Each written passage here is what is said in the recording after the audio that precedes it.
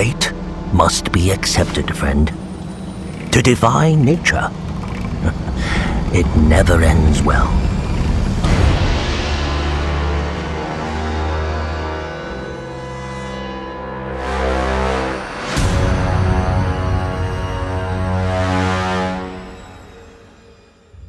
Welcome to the dark lore of Wuchang, Fallen Feathers, where even the dead do not rest, and the living are but offerings. In lands torn by bloodshed and betrayal, where dynasties collapse and forgotten gods whisper from the shadows, haunted by the sins of those who sought immortality, it is a story of lost souls, fractured legacies, and the unrelenting hunger of ancient forces. The first story you encounter is that of a so-called Dhutanga residing in Lightzen Temple. A group of monks had isolated themselves inside the temple ever since the outbreak of the feathering disease. But long before the plague, imperial control over the region had already collapsed. The area suffered brutal pillaging from local brigands and the infamous Golden Rebel Army of Zhang Shanzhong. Unbeknownst to many, the Dhutanga and his followers were not monks at all. They were grave robbers in disguise. They had raided the temple for its treasures, but when the plague struck, they found themselves trapped inside. With no supplies left after the relentless pillaging, they turned to the only remaining source of sustenance, the dead. Cannibalism soon developed its own pecking order, from the freshly deceased to the most vulnerable.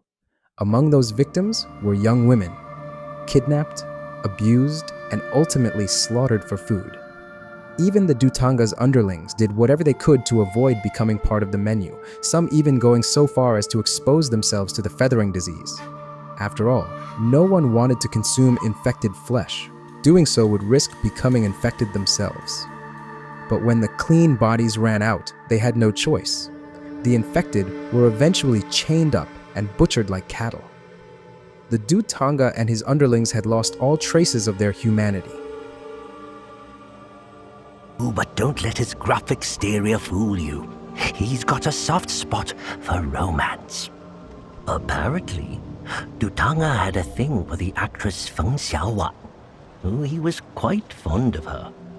But she was already married and had twins. But did that stop him? Not in the slightest. He was there daily. When chaos erupted in town, Dhutanga kidnapped her. Left those poor kids without parents. What a cruel twist of fate. He forced her to marry him. Eventually, she managed to help her sons escape, but at the cost of her own life. When Wuchang finally confronts the Dhutanga, the madman is found singing a dramatic eulogy before her spiritual tablet. Draped in a Buddha's kasaya, this false monk is nothing more than a monster. His performance a grotesque parody of sanctity. His combat style is flamboyant, mimicking the drama of the opera stage.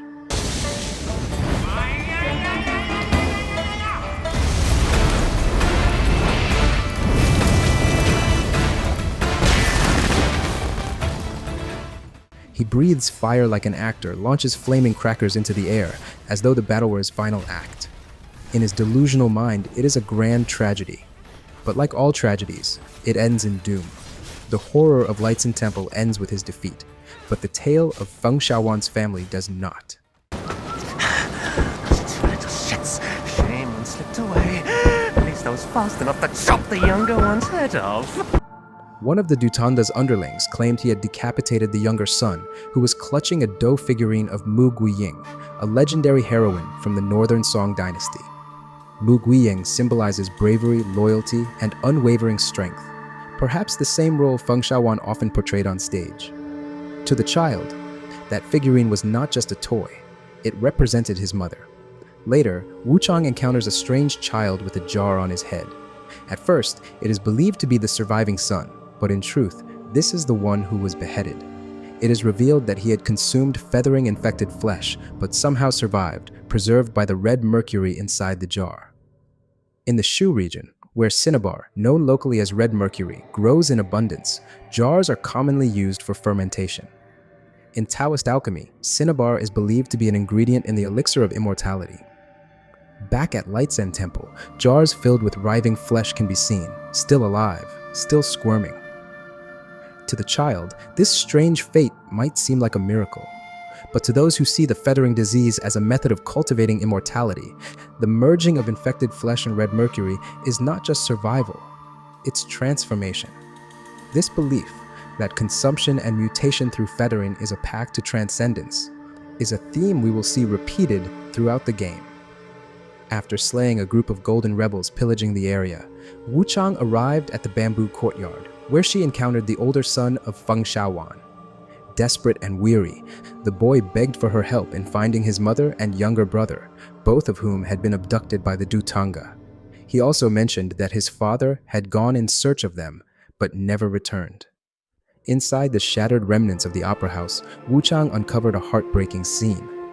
There, she found the boy's father, a former opera actor, who had succumbed to madness. Desperation to save his wife had driven him to confront the Dhutanga, but somewhere along the way, he had contracted the feathering disease. Now consumed by madness, he was merely a shadow of his former self. Carried on his body was a small dough figurine of young Zongbao, a gift from his son. The boy had hoped it would give his father strength, enough to overcome fate and rescue their mother. But fate had been cruel. In the war-torn Shu region, there was no place left for art. The performers were reduced to mere playthings for the rebels' amusement, mocked, abused, and discarded in a world that had forgotten beauty. Among the scattered remnants of that past life, Wuchang found a letter hastily written by Feng Xiaowan. It was addressed to her father, begging him to come quickly to Worship's Rise and rescue her family. They had made plans to flee together, but before they could escape, the Dhutanga's men attacked. The rescue never came. We were ready to flee Worship's Rise when those monks attacked. Mother! Brother! Don't leave me here all alone. The figurines of Mu Guiying and Yang Zongbao, symbols of the loyal heroine and hero his parents once portrayed on stage, were all that remained, now returned to the sun like the souls of his departed mother and father. The symbolism was painful, yet poetic. Legends say that even in death, Yang Zongbao's spirit remembers his wife, Mu Guiying.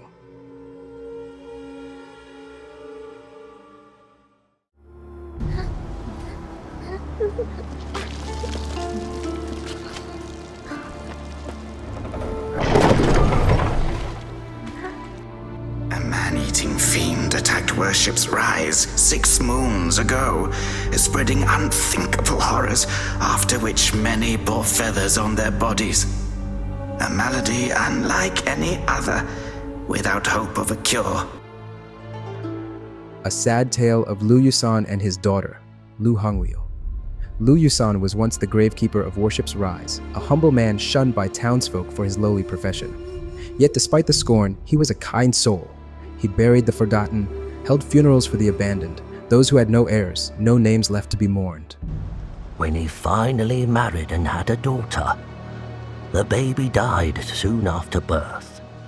The loss broke him, but he somehow found a way to resurrect her. Yet, what returned wasn't his daughter. It was unnatural, a monstrosity. His wife died during childbirth, and his newborn daughter, Lu Hongliu, passed shortly after. The grief broke him. Later, a mysterious figure, whom Lu called the Sage, offered him a forbidden elixir said to bring back the dead. But it required one horrific ingredient: human flesh. With war and plague ravaging the land, there was no shortage of corpses. Driven by desperation, Lu Yousan performed the ritual, hiding the resurrected Hongliu in a cave behind the Lu mansion. She returned to life, but not as a child. She grew at an unnatural rate, her form grotesquely warped. The rebirth brought with it a monstrous hunger. Rumors of a child brought back to life with human meat quickly spread. Her father, back when he was the coroner, raised her on the flesh and bones of the dead. No wonder she turned into such a creature. Alarmed, the people of Worship's Rise, along with local militia and Officer Luo, called upon the Taoists of Jian'e Temple. They attacked Lu Mansion with burning flame spells, reducing it to ash and killing Lu Yousan in the inferno. But Hongliu witnessed everything. Watching her father perish in flames, her sorrow turned into fury. She rampaged through the region, from Doom Willow Beach to Reverend Temple, until she was finally trapped within Officer Luo's courtyard. 6 months passed. During that time, many Taoists and self-proclaimed heroes ventured into the courtyard to slay the fiend. None returned. All were devoured, sacrifices to an unending hunger born from grief and flame. When Wuchang arrived at the courtyard, she found the place eerily quiet, save for a gathering of crows pecking at carrion. What she expected was a monstrous growl, but what she heard instead was the wailing cry of a girl. Since the day her father died, Hongliu had often mourned beneath the moon, her grief echoing through the ruins. Though her mind was lost and her body twisted, part of her still clung to the memory of love. But hunger always returned. When Wuchang approached, Hongliu attacked with terrifying ferocity, giving her no time to react. And yet, amid the shrieks of rage, Wuchang could hear something else.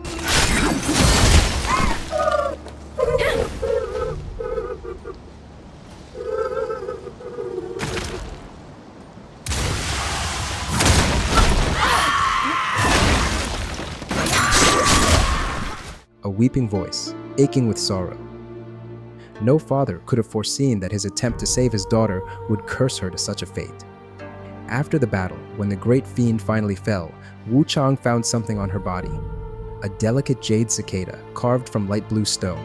It was made by Yousan himself, a talisman of love meant to bless his daughter with happiness. But fate was merciless. Though a cicada shedding its shell symbolizes rebirth, Hongliu's rebirth brought only calamity and death. Despite their fear, the townspeople could not ignore the deeper implication of her resurrection, a method of immortality. Xiaoyan, an aging shaman of worship's rise, became obsessed with the legend of Hongliu's white jade dumpling. Believed to grant vitality, she claimed it would restore her failing health. Meanwhile, Huang Jian'e, a female Taoist from Jian'e Temple, sought to reclaim the Trinity Bell, a sacred artifact lost during the temple's failed assault on Lu Mansion. But Huang Jian'e's hands were not clean. She had played a part in the deaths of her fellow disciples during a previous failed exorcism beneath Shu Sanctum, another tragedy born of ambition and pride. Shu Sanctum is an ancestral hall built by the descendants of the ancient Shu kingdom, meant to honor the primordial deity Duyu.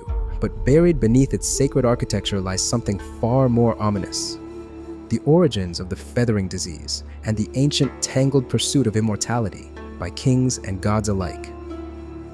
On the path to the sanctum, a local warrior named Nian Suichang tells Wuchang of the place's past. During the early outbreak of the feathering disease, the sanctum once served as a refuge and dispensary.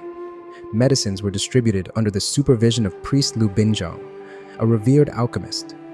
But things had changed. Recently, Bingzhang had fallen ill. Ming soldiers were now stationed outside the sanctum, forbidding entry. The truth soon revealed itself. The priest had not merely fallen ill, he had been inflicted with the feathering. And unlike the afflicted Wuchang had encountered before, Bingzhang's condition was advanced. His transformation enriched by red mercury and human flesh, making him a formidable foe beyond any she had seen. Yet Bingzhang was not the only priest residing in Shu Sanctum.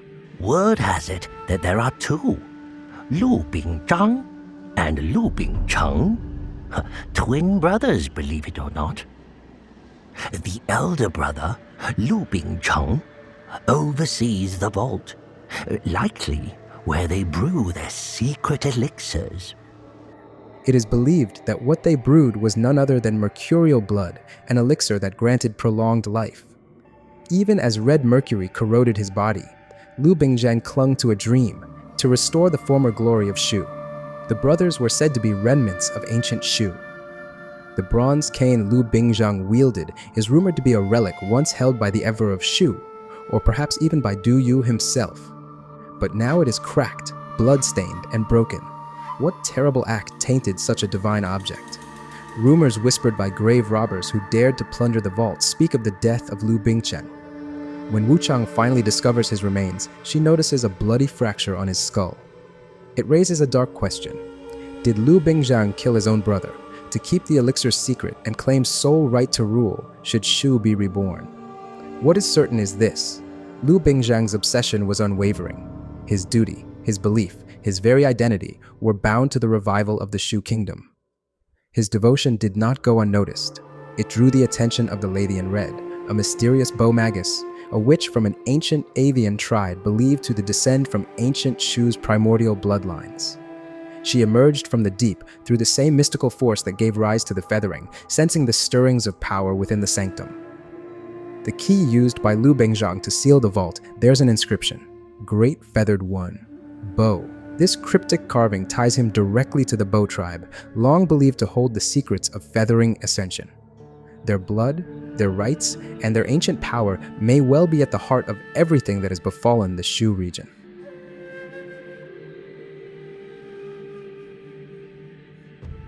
The Lady in Red, a mysterious Magus. The Magus originated from an avian tribe possessing a deep understanding of the feathering technique, which they refer to as a form of power. Ordinary beings infected by it are corrupted, driven into madness, and eventually transformed into grotesque monsters. The giant tree near Dumolo Beach was once a peaceful place for prayers and blessings. However, after war and plague ravaged the land, the dead could no longer be buried properly, and the beach became a mass grave. You might still see red ribbons tied to it from the old days. But since the feathering, there was no place for the bodies. They burned them on the beach. They say an altar there is the source of the unholy Soulwood's awakening. The tree, corrupted by death, has developed a hunger for the living. It now appears to be infused with red mercury, continuously fed through the altar nearby. Beneath the tree's roots, we find the Magus performing magic, nurturing the tree and making it pulse with unnatural life. Its branches sprout buds resembling sea lilies, a species known for regenerating lost body parts. This connects to the avian tribe's method of achieving immortality. The Magus claims to follow the ideals of the primordial deity, Du Yu. However, in the past, Du Yu abandoned his original goal of granting the avian people immortality. His attempts to tamper with causality led to a curse-like disease, causing both body and mind to wither. He then urged his people to abandon their avian forms, become human, and found the kingdom of Shu. What the Magus is doing directly contradicts Du Yu's wishes. Her actions align more with the ideology of Bingzhang, a former faction leader who defied Du Yu and continued the pursuit of immortality by consuming their own kind. Du Yu eventually defeated Bingzhang, and that dark faction was erased from history. However, as we connect the pieces, it becomes evident that Bingzhang's methods, feeding on their own kind, were the origin of the feathering technique. That forbidden knowledge lies buried deep within the forgotten depths of the Shu Sanctum, and now it's resurfacing. The Magus likely invokes the name of Du Yu to cloak her true intentions.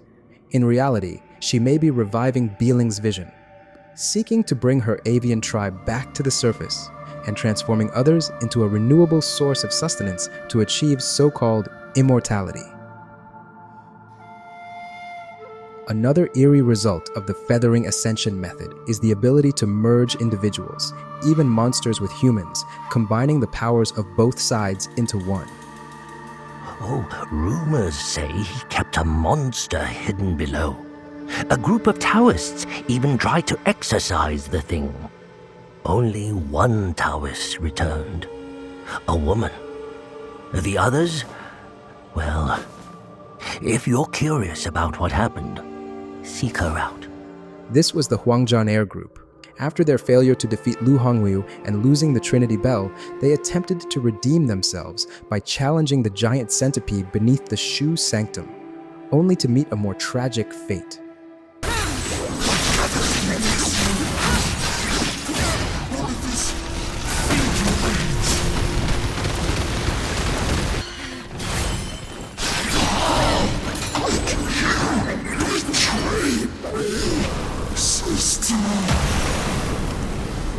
During the battle, Jian'e lost her nerve and trapped her junior disciples inside, using them as bait for the monster in order to escape.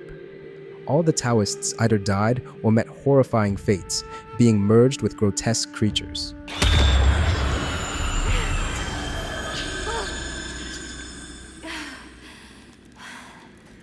One of them was fused with the giant centipede itself.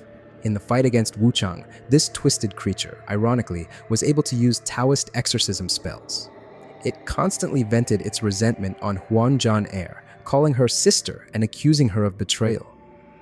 After defeating the Centipede, Wuchang receives a Taoist token named Qinyuan, the Taoist name of Huang Jian'e.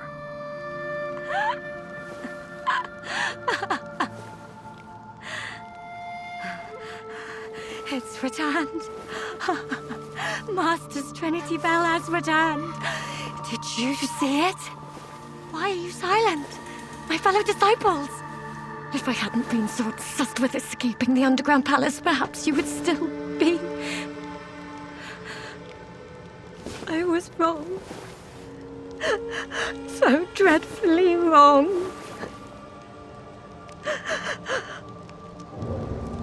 Wuchang can choose to expose her cowardice, but seeing her genuine regret, there is no need to deepen her pain, instead allowing her to embark on a new quest to atone for her past mistakes.